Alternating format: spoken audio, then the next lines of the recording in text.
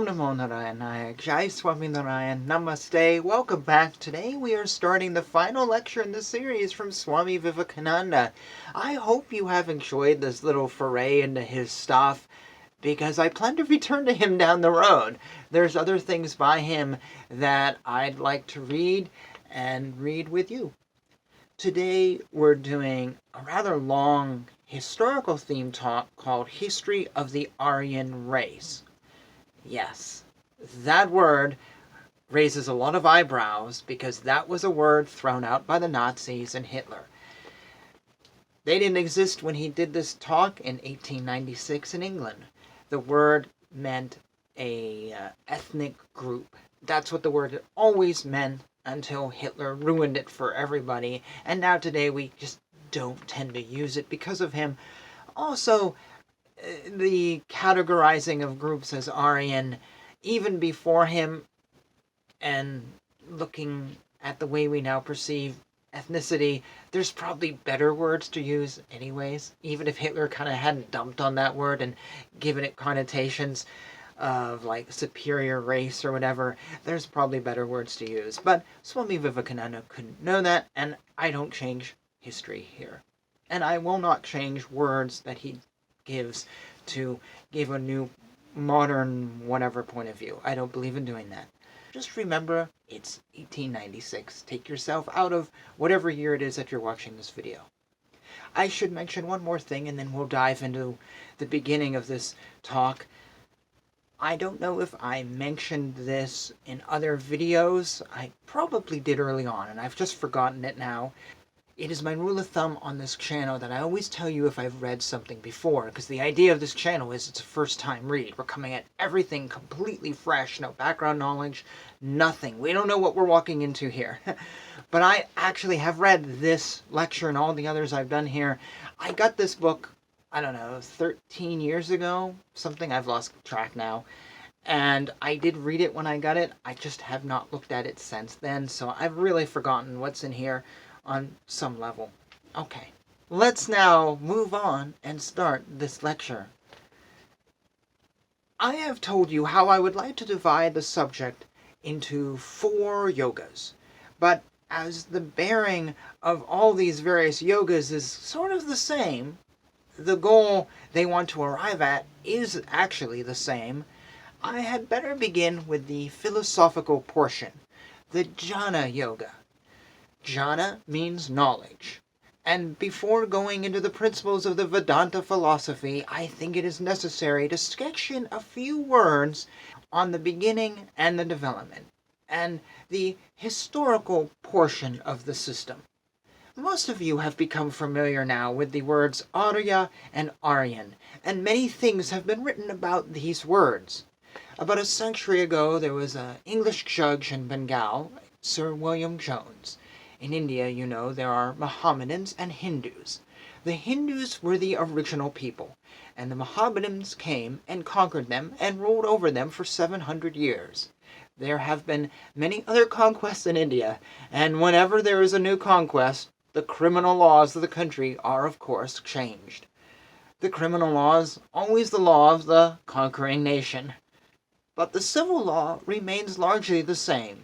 So when the English conquered India, they changed the criminal law, but the civil law remained the same. The judges, however, were Englishmen and did not know the language of the country in which the civil law was written, and so they had to take the help of interpreters and local lawyers and so on. And when any question about Indian law arose, these scholars would be referred to.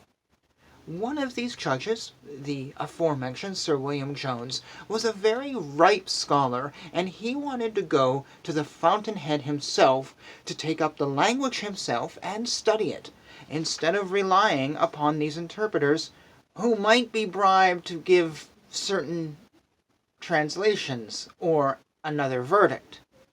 So he began to study the law of the Gentus, as the Hindus were called at that time.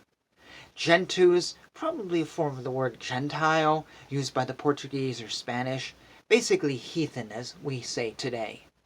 When the judge began to translate some of the books into English, he found that it was very hard to translate them correctly into English at first hand. What was his surprise when he found that if he translated them first into Latin and then into English, it was much easier.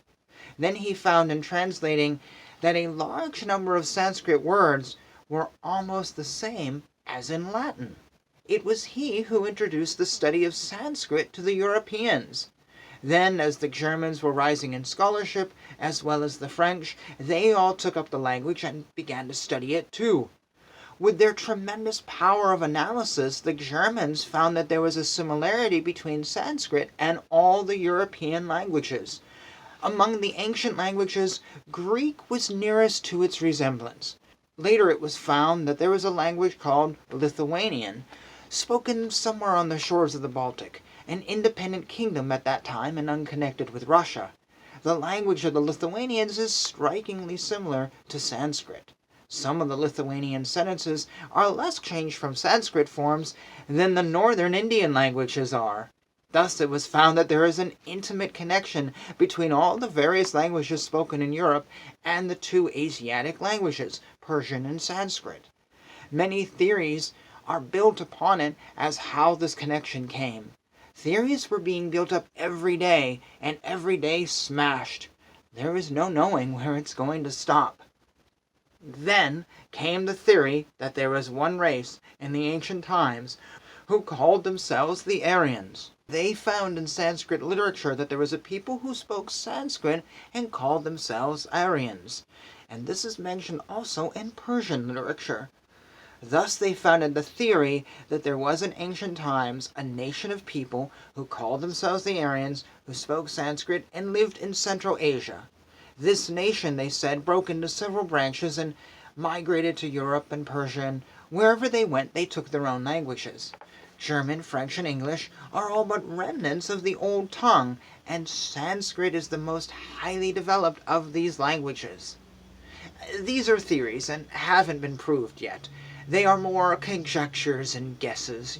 Many difficulties are in the way of going any further. For instance, how the Indians are dark and why the English are fair in skin color. Even within the same nations speaking these languages, such as in England itself, there are many with yellow hair and many with black hair, and there are many questions which have not been settled and may not be settled for a long time. But this is certain, that all these nations of Europe, except the Basques, Hungarians, Tartars, and maybe the Finns, excepting these, all the Europeans, all the northern Indians, and the Persians speak branches of the same language, Sanskrit. But in the first place, Sanskrit literature alone is a very big mass, although perhaps 3/4 of it has been destroyed and lost through successive invasions. Yet I think the sum total of the amount of literature in Sanskrit would outbalance any 3 or 4 European languages taken together in number of books. And no one yet knows how many books are there and where they are, because it is the most ancient of all these languages. And that branch of that Aryan race which spoke the Sanskrit language was the first to become civilized and the first to begin to write books and literature. So they went on for thousands of years. How many thousands of years they wrote, no one truly knows. There are various guesses, though, from 3000 BC to 8000 BC, but all these dates are more or less uncertain. Each man, in writing about these ancient books and dates, is first of all prejudiced by his earlier education, then by his religion, then by his nationality. If a Mohammedan writes about the Hindus, anything that does not glorify his own religion, well, he scrupulously pushes it to one side. So with the Christians, you can see that with your own writers. In the last 10 years, your literature has become much more respectable. So long as the Christians had full play, they wrote in English and were safe from Hindu criticism. But within the last 20 years, the Hindus have begun writing in English, so they are more careful now, and you will find that the tone has quite changed in the last 10 or 20 years. Another curiosity about the Sanskrit literature is that, like any other language, it has undergone many changes, taking all the literature in these various Aryan languages. the Greek or the Latin or any of these others, we find that all the European branches were of a very recent date. The Greek came much later, a mere child in comparison with the Egyptian or Babylonian. And thus we will pause here. I am not a scholar in literature, so I do not know if what he is talking about is true. I have a friend who speaks and lives in Lithuania, and I've never asked him if it's like Sanskrit. I don't know if he knows any Sanskrit to be able to compare. I've never thought about it. And also whatever Swami Vivekananda has said in terms of the study of languages has been now progressed forward by over a century. It is a fascinating history, I will say, the little bit that I've gotten into it, but I am no scholar and I've not really read any complete book on it at all, but feel free to comment about it down below. I do want to say one thing on the very end of what he talked about. He said that people writing about the ancient books or translating them or whatever were prejudiced by their earlier education, their religion, and their nationality. That is so very true, and it came out very much in the time of Vivekananda, as he said. So Christian missionaries and scholars and whoever would translate the Sanskrit texts. They knew that the world was 6,000 something years old. That is what the Bible said. So if you read a Sanskrit text that takes place 8,000 years old, well, these Christians knew that that was impossible. The world wasn't that old and nothing can predate the earth, so they deliberately changed things or misinterpreted things. Maybe you could argue that it wasn't deliberate, they were just trying to make things fit into the worldview and they could be forgiven, but the end result was interpretations of texts based on a Christian worldview, a Christian dating system, and thus the outcome was the roots of Hinduism for a long time were put post-Garden of Eden. I don't know, maybe Moses was crawling around the wilderness and then the Vedic civilization came up. I do not believe in the Garden of Eden. I do believe there may be spot that the world was created. I don't know, but I see the world as being created in India, not in the Middle East. I'm totally biased. I think people came out of India. I think that dark skin is actually the default. I think that's what we started as, and then our skin got lighter and lighter. It's the opposite of what a lot of people say. And I've even had black people say this, oh no, my God, blah, blah, blah, what are you talking about? No, black is the difference. I'm like, no, I think black came first and white came afterwards. And it freaks them out because they are so used to being told that black is the off one. That's a whole nother video that I probably walked into quicksand even mentioning that. But I have seen this dating system wrong based on Christian misinterpretation. I've never read any Muslim translations of Vedic texts, so I don't know what they did. They may have done something similar. The problem with this is, fast forward, you get now, I'm recording this video in the 2020s, I still see, you can get on Christian websites all the time, and you see, oh, Garden of Eden was created, and then later the Vedic civilization existed while Moses was wandering around in the desert. The information has continued, and people just regurgitate and regurgitate and regurgitate. Even people who go, well, you know, technically the earth is a little bit older than 6,000, they still place the Vedic civilization post-Judaism, because they have to have that Garden of Eden. And it frustrates me so much. The other problem that occurred at this time was Christians would translate texts into English using Christian terminology like angel, heaven, hell, sin, redemption. You see these words come up in texts, but yet it's not right. If I talk about an angel has a specific meaning. If I talk about a fallen angel, that refers to a particular event that relates to Satan. There are no fallen angels in Hinduism. And the whole concept of, well, we have a fallen angel and then we have the devil who went to hell, that whole story doesn't match anything we get in Hinduism. And if we try to mix that story up with the Sanatana Dharma history, they don't shell. It completely changes. It just completely changes everything, and they don't work. They're too.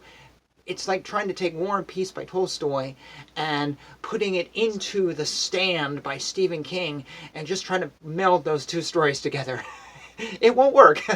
When War and Peace was happening, and when the states that The Stand covers as they do their trek, yeah, it's not the same. It doesn't work. You need a time machine, and you need to change things, and to put these together. But yet today we still see translations, and because we have so many of them from this time that still use these words, and you often hear me say on this channel, decolonize. We need to decolonize our scriptures, and this is where it comes from. I have been accused of being a woke progressive who's trying to create some equality of the races by condemning white people, by using the word decolonize. Nope, I am not. I'm trying to take back the word from those who would ruin it. For me, when I say decolonize, it doesn't mean anything about race. It means taking back Sanskrit and getting rid of the Christian interpretations from the scriptures and putting in the Sanskrit, putting in the proper words, using the word Atma, not using the word Lord, using the word, I don't know, just deity instead of angel with wings or something. It means getting rid of the influence of the Christians. And I don't care. Maybe those Christians were black, maybe they were Indians, maybe whoever. But I don't want a scripture that is through a Christian lens, which we know is wrong. I don't want to read my scriptures going, oh yes, the Vedas are only 3,000 years old. They have to be younger than the Garden of Eden, when I don't believe in the Garden of Eden, and we know that's not correct. Let's get rid of this stuff and take back the truth of these scriptures. Let them breathe the way the Indians had read them until people translated them in English and mistranslated them. I use the word decolonize for that. It has nothing to do with race. It has nothing to do with white oppression. It has nothing to do with anything else. It means taking back the scriptures from those who mistranslated them and bringing out new translations in the world. I encourage this all the time. And getting rid of these interpretations and seeing what these scriptures truly mean. Getting rid of the cultural influence of those foreign invaders. That's what I mean. It has nothing to do with race. Nothing about that at all. I actually saw the use of this word for the first time on a Hindu forum. Someone talked about decolonizing, and I believe it was an Indian posting. They said we need to decolonize Hinduism, and that's where I've taken it from. Yes, I know they have woke progressive stuff that's happening in India now, but I don't think this person was that, and that's not what I mean. This is a big thing of mine, a big pet peeve, the translation issue, that you're reading something that is wrong, yet we insist that, oh no, we should read it anyways. And I've been told that this is the natural development of religion. So if we have a text that's 5,000 years old, and then someone comes along from another country with another religion and goes, oh no, it's younger than my religion, and it's only 3,000 years old, I've literally been told that is the natural development of religion, so thus now we should accept that 3,000-year-old date. No, it's not. That's not how religions develop, with lies. Let's purge those lies. Same thing I say about New Age stuff. Let's get rid of it. Let's get Vedic society. Not New Age, not British, not universalism, none of that. If you really want the source of these beliefs, go to Sri Dharma Acharya of the International Sanatana Dharma Society. He's the one who first kind of tapped me into this idea of cleaning it up and getting back to the truth. It has nothing to do with woke progressivism or anything like that. It's getting back to the truth. It's no different than a Christian who says, I want to believe in the religion of Jesus. Not the religion of St. Paul, not the religion of the Catholic Church, not the religion of Protestant splinter from Protestant splinter. I want to get back to what Jesus said. It's the exact same thing. I want to get back to the truth. So this is a big pet peeve. I've gone totally on. I could have talked about a few other things from here. But again, I don't know languages, even though that would have been really fun to talk about. I wish I could, because I think that's a really interesting topic. But maybe you can have that topic down below, and I'll cut this video short because it's going a little on the long side. And we'll work through this lecture again in our final walk with Swami Vivekananda. So, thank you for watching. Jai Shri Krishna, Jai Shri Swaminarayan.